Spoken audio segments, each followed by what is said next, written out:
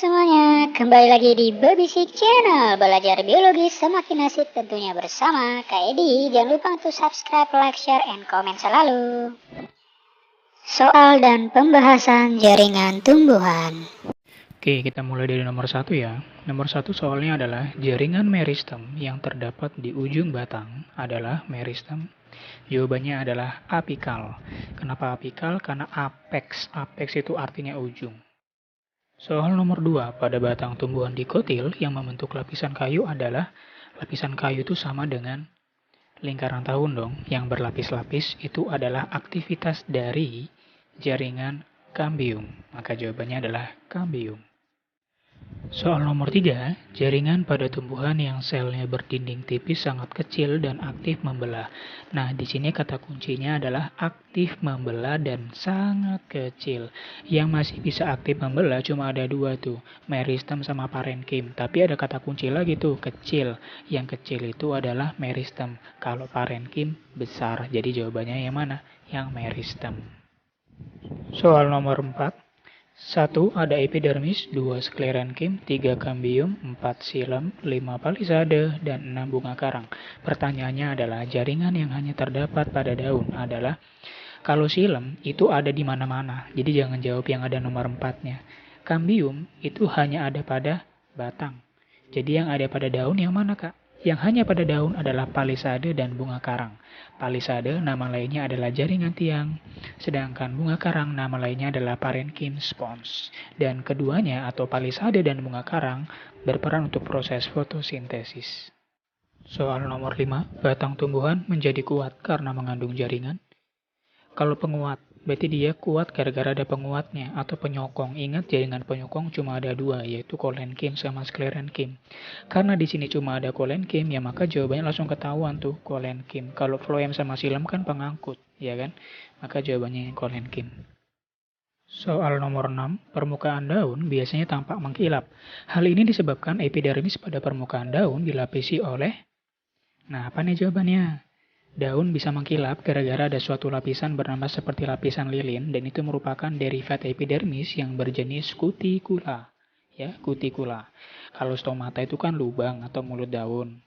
Kata kuncinya lubang. Kalau trikoma kayak duri-duri atau tonjolan, ya kan? Maka jawabannya yang C. Soal nomor 7. Tempurung kelapa tua itu sangat keras ya, karena mengandung jaringan. Kenapa keras? Karena sel-selnya itu sudah mati guys. Ingat jaringan yang memiliki ciri sel-selnya itu mati cuma satu, yaitu jaringan sklerenkim. Gitu ya. Sel-selnya udah mati, makanya dia keras karena sudah banyak mengalami penebalan pada dinding-dinding selnya. Soal nomor 8. Jenis jaringan tumbuhan yang dapat ditemukan pada hampir setiap organ dan memiliki struktur yang kurang terspesialisasi adalah, ingat kata kunci di sini adalah dapat ditemukan di setiap organ. Berarti kata kuncinya ada di mana-mana. Ingat penjelasan kayak di video yang sebelumnya ya. Yang kata kunci jaringan yang ada di mana-mana adalah jaringan dasar. Jaringan dasar nama lainnya adalah jaringan parenkim. Soal nomor 9. Berikut adalah unsur penyusun floem, kecuali. Berarti kita cari yang salah ya. Berarti kalau penyusun floem, biasanya ada floemnya juga dong, yaitu serabut floem sama parenkim floem, itu wajib benar. Tapis dan pengiring itu merupakan penyusun floem. Jadi yang salah yang mana? Ketahuan yang yaitu sel penerus, gitu ya. Jadi kalau floem pasti ada kata-kata kunci floemnya, serabut floem, parenkim floem. Tapis dan pengiring merupakan ciri khas dari floem. Soal nomor 10. Apabila di antara silem dan floem ditemukan kambium, maka berkas pengangkutnya bertipe. Kalau dia ngomongin kambium, keberadaan kambium, maka kata kuncinya adalah tipe kolateral. Tipe kolateral. Kalau dia ada kambiumnya, maka dia jenisnya adalah kolateral terbuka. Kalau kolateral tertutup, itu tidak ada kambiumnya. Oke? Soal nomor 11. Ada 1 epidermis, 2 floem, 3 korteks, 4 kambium, dan 5 silem. Nah, nanti kamu disuruh ditanyakan adalah urutan dari dalam keluar adalah Ingat, ini pertanyaannya dari dalam. Yang paling dalam itu pasti siapa? Silem. Jadi cara ngafalnya gimana kak? Silem, dalam. Itu paling dalam. Silem, paling dalam. Sedangkan paling luar itu pasti epidermis. Karena epidermis pasti letaknya di luar.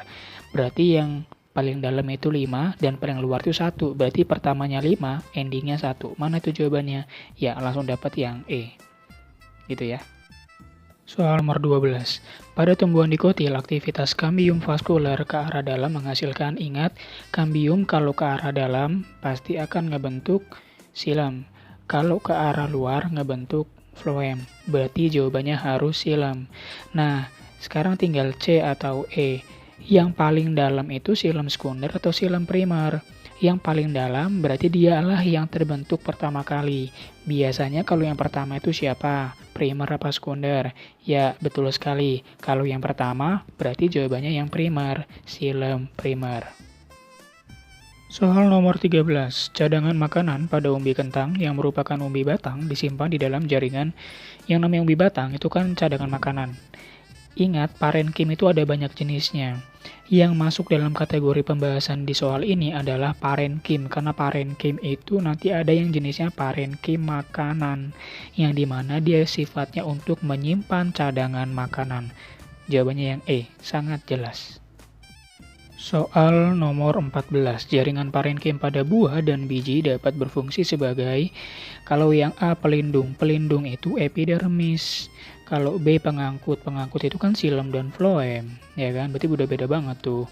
Jawabannya yang C, cadangan makanan. Karena memang buah dan biji itu digunakan sebagai cadangan makanan bagi tumbuhan, terutama ketika nanti biji mau berkecambah, pasti kan butuh energi tuh. Energi dari mana? Dari biji atau di dalam biji, namanya endosperma ya. Kalau yang D, yang pasti salah. Sekretory itu menghasilkan zat. Kalau penguat, penyokong, beda lagi tuh ya kan? Jawabannya yang C.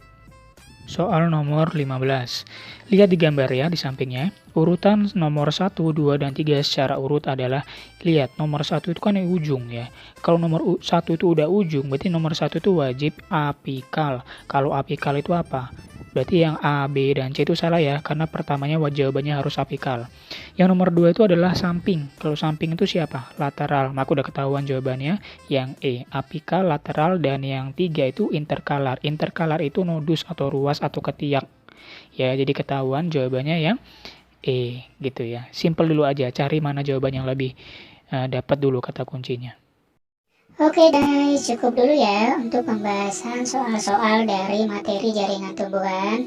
Mudah-mudahan bermanfaat dan kalian bisa memahaminya. Dan apabila kalian masih ada yang bingung tentang penjelasan kayak tadi di beberapa soal jaringan tumbuhan, kalian bisa tinggalkan komentarnya di bagian bawah. Nanti mudah-mudahan kayak bisa jawab ya. Babysik Channel, belajar biologi semakin asik. Jangan lupa untuk selalu subscribe bagi yang belum berlangganan.